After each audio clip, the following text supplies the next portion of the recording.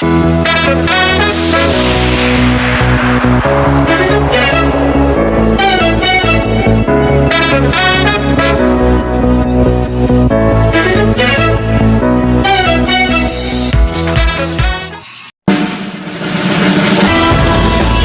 Retobi TV,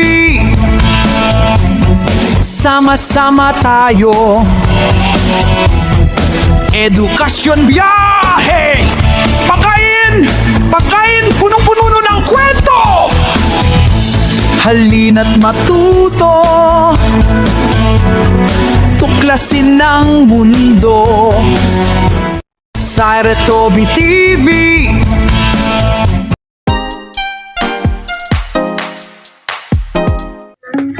Hello beloved Tubicians, welcome back to my channel, and for today's video, tayo magluluto nitong isdang kalapato.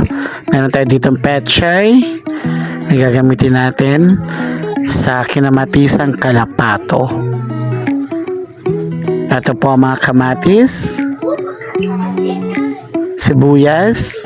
Medyo mahal na nga pala itong pechay dito sa amin, so it is 20 pesos ang isang tali.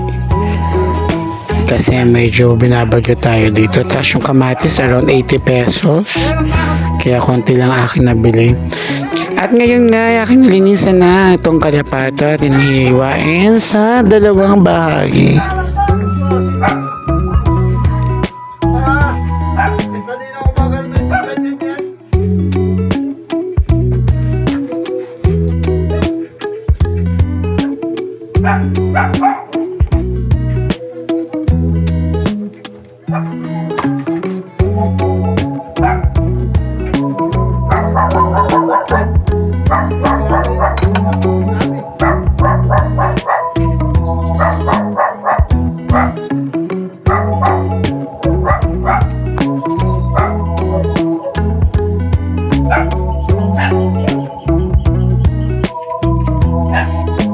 So ito na siya, beloved Tubicians, naiwa ko na.